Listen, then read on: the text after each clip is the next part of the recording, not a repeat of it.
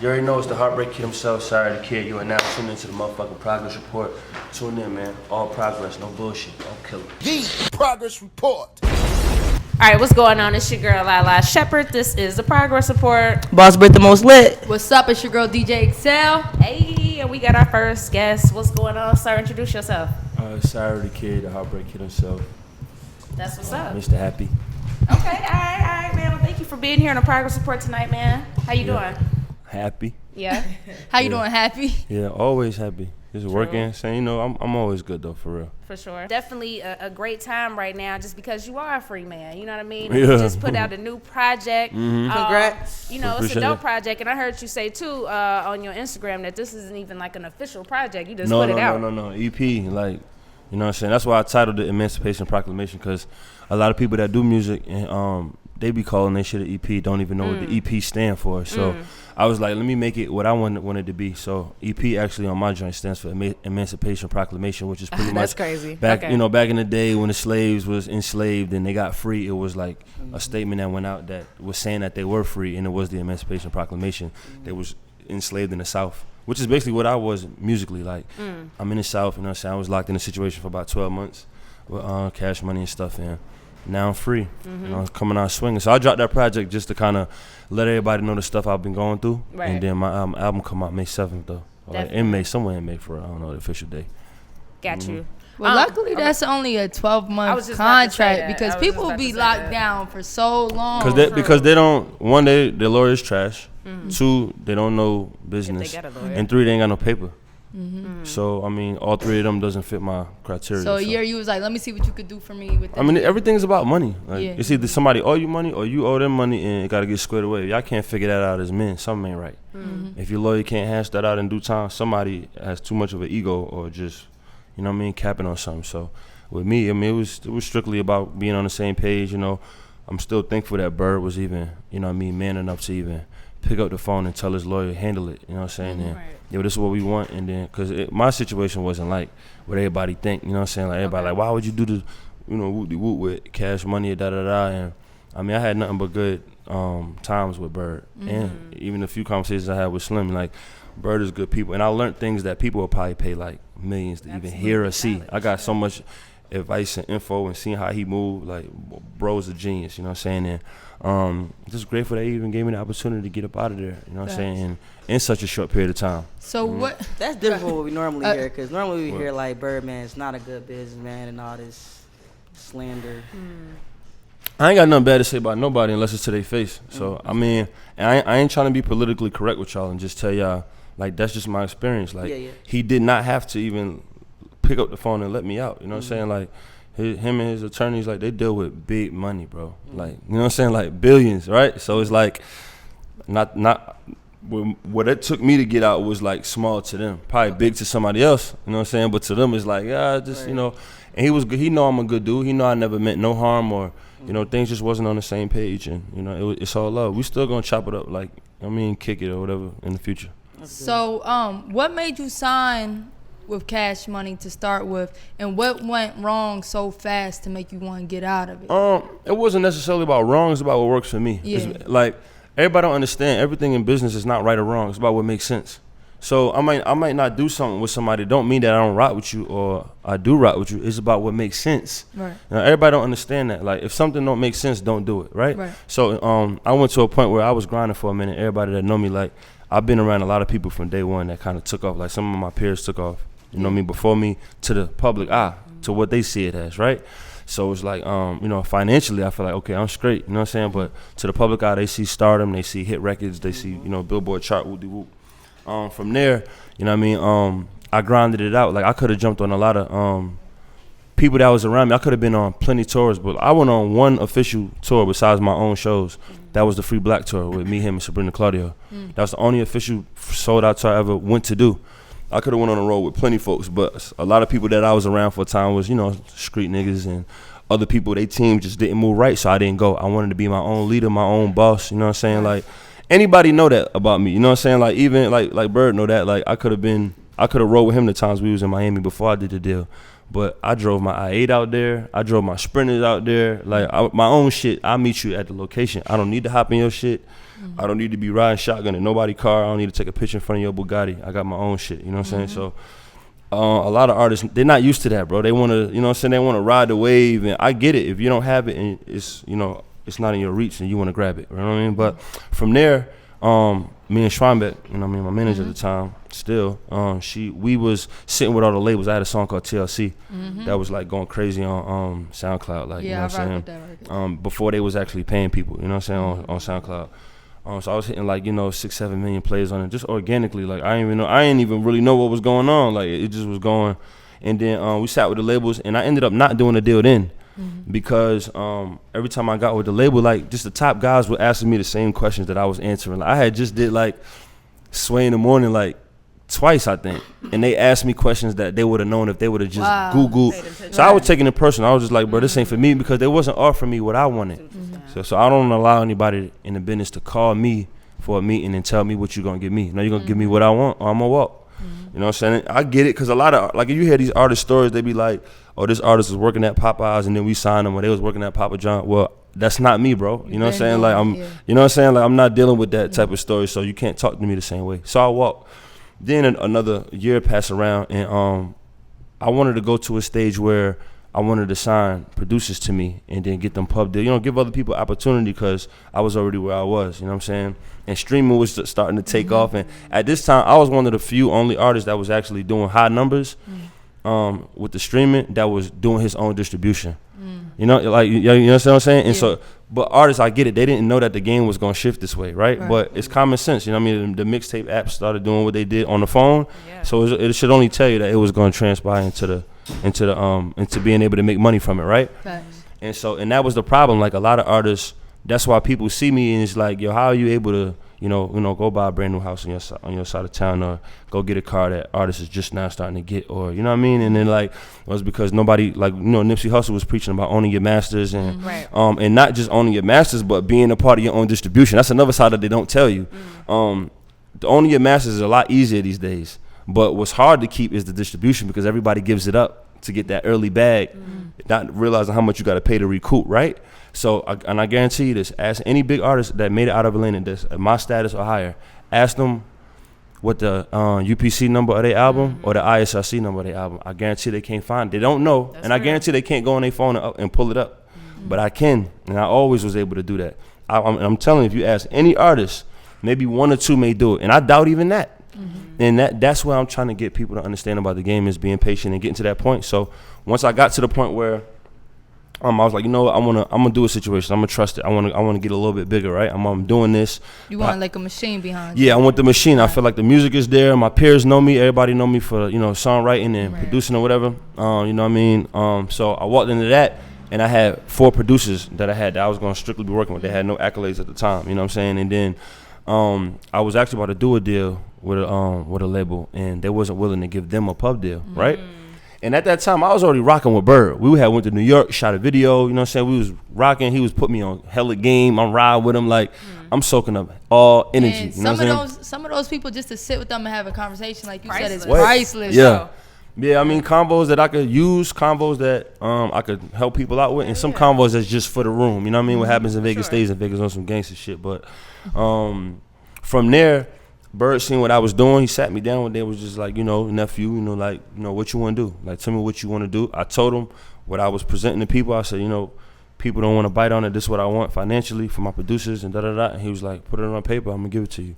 And that's what happened. So what people don't understand is when they say, oh, they try to compare me to Dwayne or whatever Tiger business, which ain't my business, because I don't speak on other people's business, but whatever they were saying, Cash Money owed them or whatever, that wasn't my situation. I owed Cash Money. They gave me my money everything in my paperwork that they gave me, you know what I'm saying? I had it. My producers made their money off that, you know what I'm saying? They got pub deals that another company wasn't going to give them.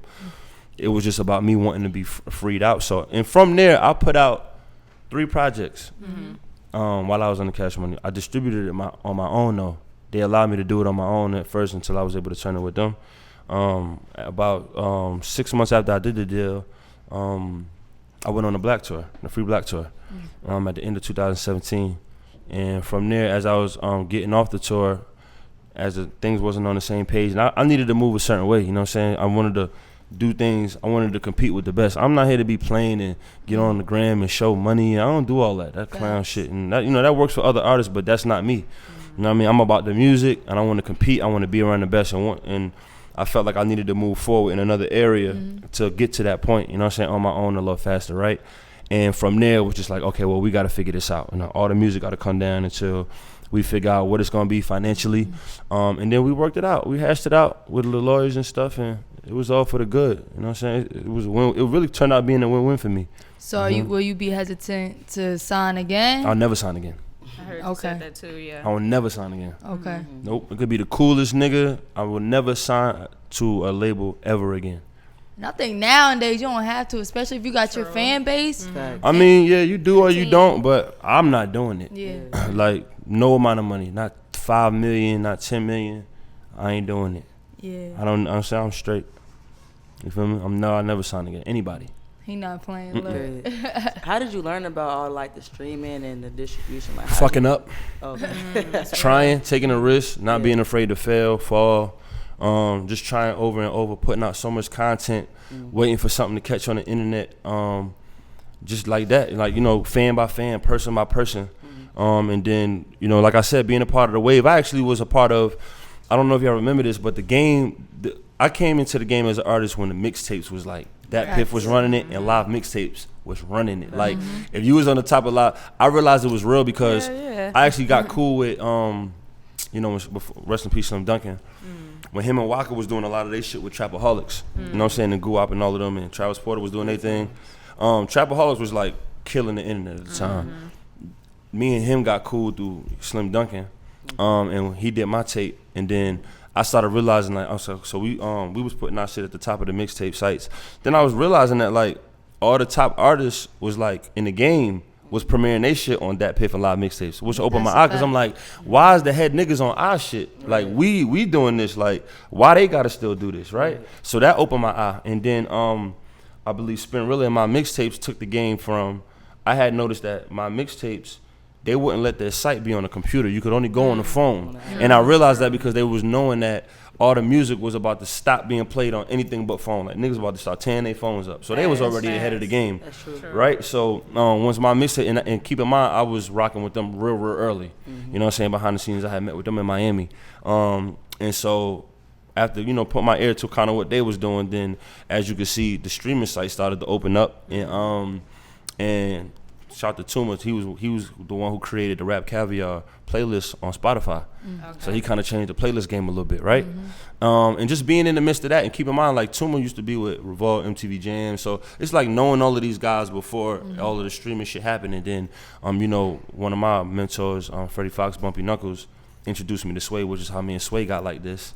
And Sway, when I first met Sway, what people don't know about was, he probably remember this shit though, but right when streaming was really starting to do what it did, I met Sway in person for the first time at South by Southwest, and I could have met him at his event. He was like, "Nah, I want you to meet me." They was having a private dinner at a restaurant, like on like 4th or 5th Street or something, away from all the action, and it was all the like top like different companies, the dudes. So like Greg Tees was there with Apple Music. And then the main dude at Pandora was there. It was like all the hitters was at one table, and he was just telling me who they was.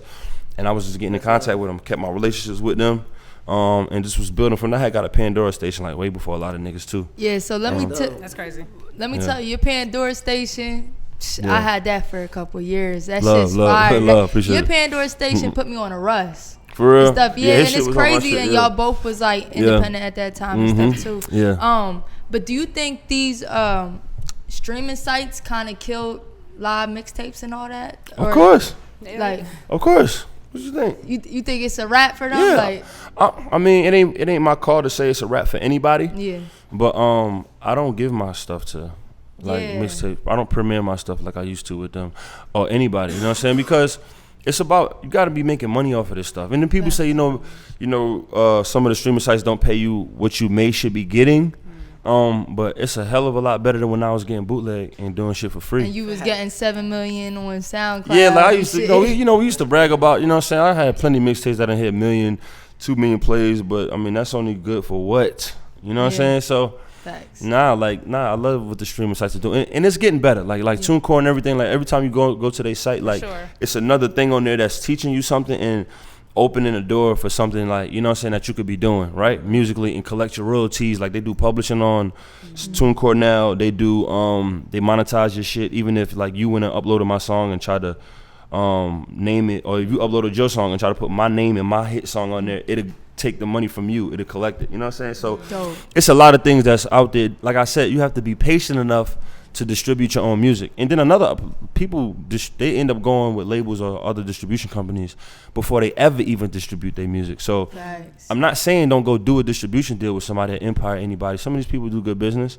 but if you have something out, and then, like, I'm sure when Kendrick had, you know, Section 80 and Overly Dedicated, that once he ended up doing his album, he still collected off of that old stuff, or somebody did. I don't know if it was him, but I remember he was on the indie side of live mixtapes with Overly Dedicated. A girl put me on his shit. He had no plays, you know what I'm saying? And then right after that, nigga was out of here. So it was like, you gotta just trust the process, or at least have something there that's your old shit, so that when you do get big, them people go back to your old shit and you can collect off of that. You know what I'm saying? So that's how I really got put onto the streaming, and just people, bro. Like, people are killing. People are like dominating. We always been dominating. Let's cut the bullshit, right? So like you seen, like, you know, artists are bragging about, oh, you know, they feel like they're responsible. Like the big artists now feel like they're responsible for making hip hop bigger than, you know, hip hop is the new pop culture. Well, no, nigga, like, you didn't do that. They didn't do that. It was already that. It's just that now that hip hop was the biggest bootlegged and freest playing this shit. It's just now that the people are overpowering the radio. They're overpowering all of the pop. Like the pop in the country, like, nigga, they was finessing us for the longest. No, nigga, hip hop been the most influential.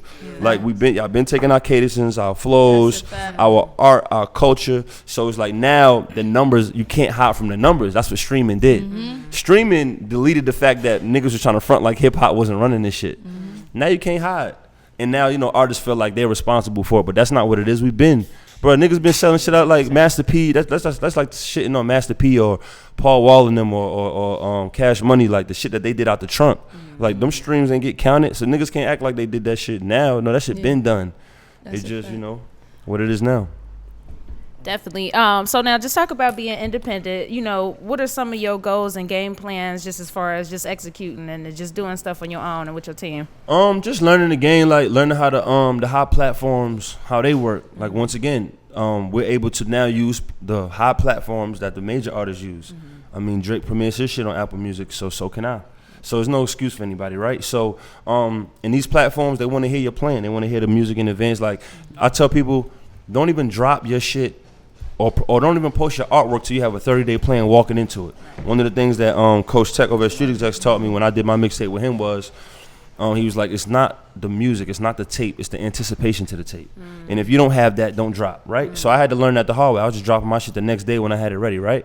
So I tell artists that as well. And so also, like, just your whole marketing plan, from your merch to your site, to make sure people can search your name and just find you. How you gonna campaign, you know, do songs with artists that's gonna be willing to do the video. If they're not, see what they want to pay, what they want to charge for it. You know what I'm saying? Shit like that, bro. Just having a plan for the whole marketing scheme of your project is super important. And I think this was 2015, 2016. This is the first time I met you. I think it was A3C. This is before I even knew who you was. Or this is when I first got introduced to you. And you had big ass sign outside the theater and shit. Yeah, I was street marketing heavy at that time. And when you make yourself look bigger than life, even someone like me, because I just moved to Atlanta, never heard of you, it makes me want to see who you are. For sure. You know what I'm saying? So I know what you were saying, like on the streaming side and stuff, but is there anything else that you're gonna make, like a way you're gonna make yourself stand out that's gonna be a little different? Well, yeah. I mean, it's multiple things that I did. Like, so for one, just image and all, like day to day, like I'd use different marketing schemes, right? So, but just bigger than just the streaming sites. Like, what really, like, one, I don't do challenges. I'm not into that. I'm not against it, but that's just not my thing. Like, I'm a grown ass man. Y'all better stop playing with like, me. No. It's cool. It's not a smack to anybody. I'm not into the like. I mean, I could be funny on a day to day, but I'm not no comedian. You know what I'm saying? I'm not into the. Like, one thing that, you know, shout out to my homie Bryson, you know what I'm saying? Like, one thing I was a big fan of what he did was he did it without features, and he did it without a gimmick or something. The gimmick. He didn't even do the Breakfast Club and all that shit when he came out.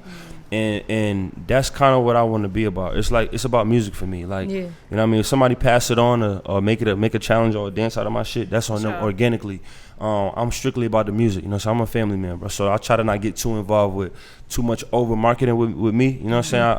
I keep my face card and I work with who I work with, and I put the music out to the people. They do what they want to do with it, you know what I'm saying, from there. And I use different marketing schemes, you know what I'm saying, some that people know about, some that people don't. I done did billboards and, you know, the promotion on the IG and just stuff like that. And I've been on World Star 1,000 times and stuff like that. But other than that, and besides interviews and people and doing what I do, nah.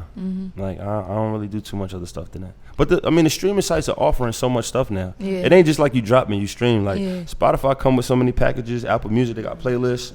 You can be on I've been on the front of Apple Music before. Like, it's crazy. Like, you don't really got to do too much unless you want to be with the clown shit. And I mean, by all means, but you don't have to deal with that.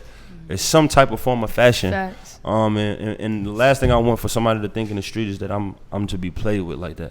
Cause I'm not with all that. Like, you know what I'm saying? Niggas is getting robbed every day. Niggas is getting fucked up. But your music kind of does speak for itself, I think. You know what I mean? I want to represent what I say. You know what I'm saying? And I'm into mentoring a lot right now, and you know what I'm saying? I've been working with Pacquiao a lot too. Like, you know what I'm saying? Putting him onto a lot of game with him doing what he do. He got real hot on his side of town, on the south side, and he just been doing crazy good. Yeah, you know what I'm saying? So just working with him, and you know, the 4 producers I was working with, walking them into the game. You know what I mean? I started a chauffeur company, Tricked Out a Sprinter and shit like that. I've been renting that out to hella people. You know what I'm saying? Shout out to goddamn Derez Deshaun, Tokyo Jets, NBA Youngboy, all of them renting my shit. You know what I'm saying? Dope. So I've been into that, you know what I'm saying? Bought my house on my side of town. Another thing niggas ain't doing, you know, what Nip did, you know, owning shit. Niggas do so much claiming a block and a street where they from and willing to die for it and buy it, but don't own a motherfucking thing. Don't own no real estate. Don't own no business. You know what I'm saying? That's one thing I respect about Nip is the way he evolved. You know what I'm saying? His conversations changed. Everything changed. That's a fact. You know what I'm saying? And that should show how open you can be to forgiving somebody. You know, a lot of artists these days are making a lot of mistakes. Like I don't write anybody off or cancel anybody. You know what I'm saying? I try to take good from everything and absorb that as opposed to them being a perfect person for me. I don't need none of them to be like that. So that's kind of how I move as an artist. For sure. I think we got a question up there. Sorry. What's up, nigga? What's good, bro? You could talk to the kid. From SyAriDaKid to the kid. You can talk back to yourself back in 2009. That's funny as hell that you said that. If I could talk to my old self, I don't regret nothing, bro. I hate like making it seem like I could change something when I was whoop whatever. But the main mistake that I think I made for the longest was the people I was around. I was around the wrong people for a very long time and did too much. Everything was my word against their word, and them not keeping it bit me in the ass in the long run, right? So I think back then I would have said, get away from them certain niggas before you have to, you know what I mean, restart or deal with this situation. And I've been through a lot of, like, you know what I'm saying, shit with niggas and other niggas' beefs, and I mean, luckily making it out of all of that without ever. Like the Northside times in 2009 and 2010. Yeah, nigga, like, you know what I mean, that Marietta, like, Cobb County shit, you know, when niggas ain't want to Cobb, like, the movement that I had going on with my people, like, made niggas. I mean, Rich the Kid when he was Black Boy the Kid. Like, I mean, Walker and them was performing there. I mean, first, you know, Slim Duncan, Travis Porter, Roscoe Dash. All of that shit was on Franklin Road, you know what I'm saying? So it's a lot of history in Cobb that niggas don't know about, you know what I'm saying? And I was a part of that. I was the movement out there with my Arrogant Music team and shit like that. So I'm just around then. I was moving fast, you know what I'm saying? I really didn't know, you know what I mean, I was just working every day grinding, bro. Like, you feel me? So back then, that was the only thing I'd probably say, like, get away from them niggas a little bit quicker than I did. It took me some years to realize that I needed to separate myself. You know what I mean? What made you transition from being a rapper, going hard, and having that Atlanta, New York vibe to switching up to the R&B vibe and getting like TLC? Shit. That made you come up with Before the Heartbreak and mixtapes of that? I did. I actually ended up doing this joint for. I mean, my mama used to always sing around the house, so I always want to do. I'm a shower singer. Like, I don't sing for real. You know what I'm saying? So like, I don't even know how I got on a real R&B tour. Like, that's like crazy. I'm probably like the first like nigga who battled that went on an R&B tour, like sold out, right? I mean, just evolving, bro. Learning my voice and learning how to use my voice. Like, I've been around girls, bro, since the 3rd grade, right? So it's like, after a while, it was like I started feeling like I knew women, like from the good and the bad side of what I did. So I had, first I was just rapping. I started producing first before I did the melody shit.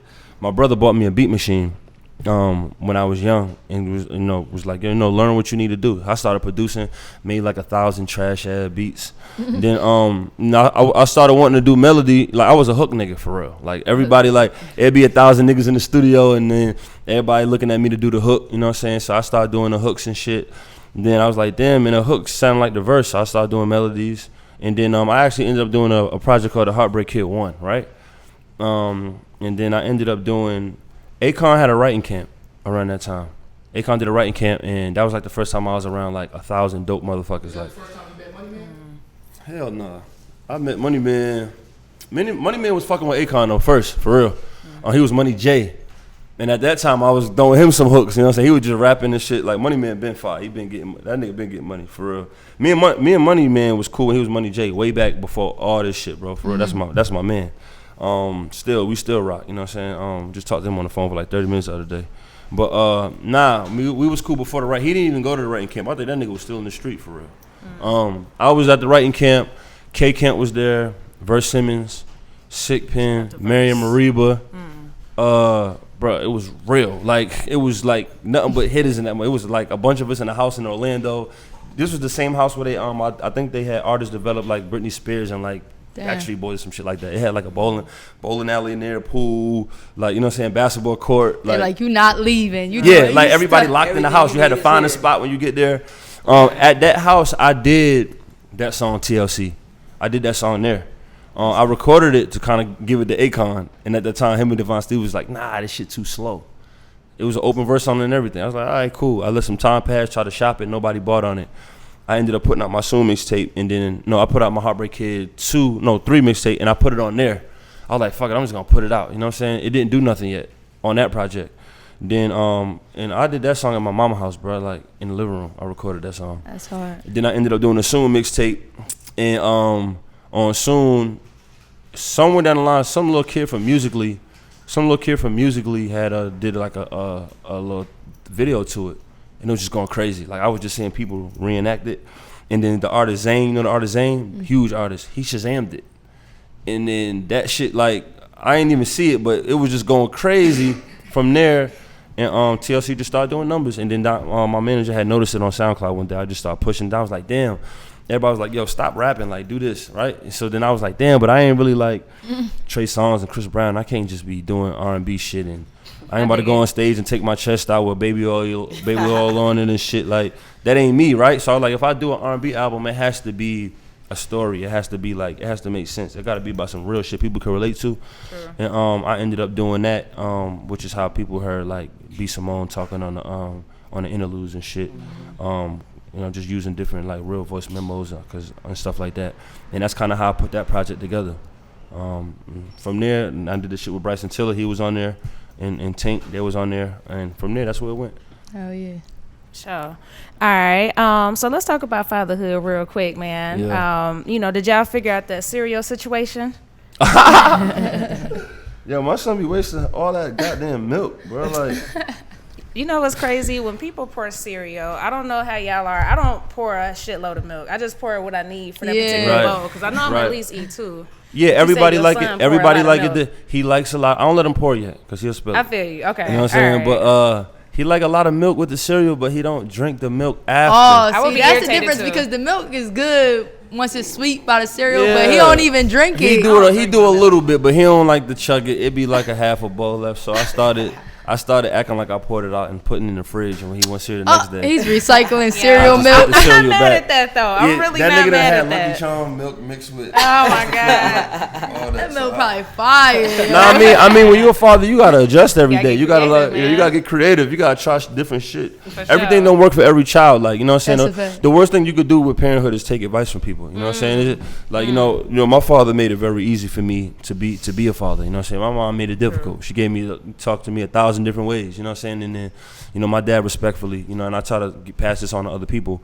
Because everybody got their way. Some people whoop their child, some people don't. You know, to each his own. There's no right or wrong. But one thing my dad did tell me when I had my son was, I hear your mother talking to you, you know what I'm saying? She's saying this and that, but I'm going to break it down to you like this.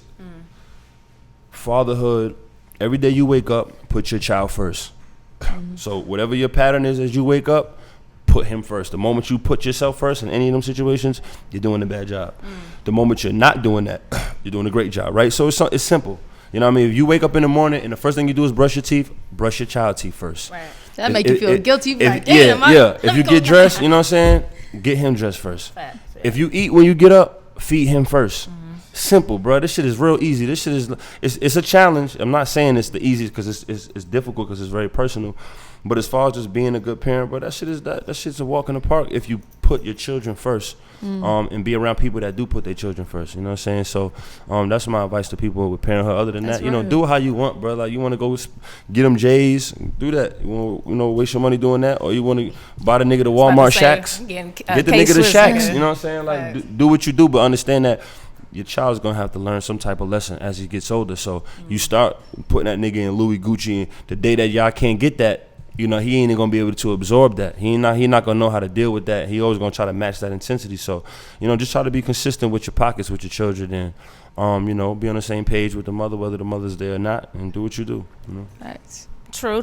Well, our final question, man. We like to ask people what the word progress mean to them because, you know, our name of our show is called the Progress Report. I love that word. Yeah, real shit. love that I heard word. you say it in a Especially couple of hearing your interviews, story. actually. I For love that sure. word. So, you know, what does the word progress mean to you? Progress is life, and I'm gonna tell you why. Because progress, if you look at the word progress and you glorify it the way that y'all are doing it and the way that I do it, it will help you weave out a lot of your own bullshit and the bullshit that your people that you got around you have going on. If I'm looking at somebody and I'm around somebody, male, female, family member, anything, if I don't see you go from one step to another step and progress in anything that you're doing, whether it's personal or business or relationship wise, get the fuck from around me. And that's what progress is about. Like, are you really challenging yourself to get to another level in something, right? And that's why I love the word progress, because I'm all about that. And if I try to keep people around me that have that understanding, or something that I can show them. Are you if you're struggling with it, if I can help you progress, you know what I mean, I'm gonna help you with it. And if you're not doing that, if you're doing the same shit every single year and getting the same results, I just can't be around you. I gotta look at it that way. So progress is super important. I'm glad that y'all glorify that word, because that shit is like so underrated, with people actually moving forward with something or anything, you know what I mean?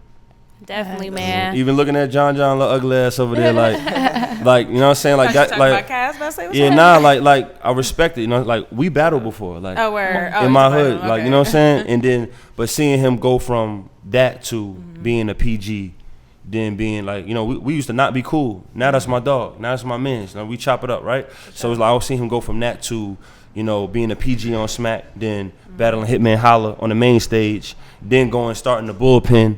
Like, that's progress, nigga. I got to fuck with you. I got to fuck with you. You know what I'm saying? So it's like, if I don't see that, and that's with a nigga that we used to compete and be like, I don't like that nigga. I don't know why, but we're so competitive. It's like, but after a while, it's like, man, I respect that, bro. Yeah. I'm a fan, bro. I'm a fan of that shit. You a fan of my shit, bro. Let's kick it. You know what I mean? Yeah. So it's about doing that, and I'm sure y'all doing the same thing. And I love that. I love progress. You know what I'm saying? Oh yeah. And we appreciate you being on the Progress Report and you know, being vulnerable with us and all that good shit, man. So thank you so much for coming through. For sure. Hope it ain't the last time, man. It's the Progress Report. Yeah. For sure.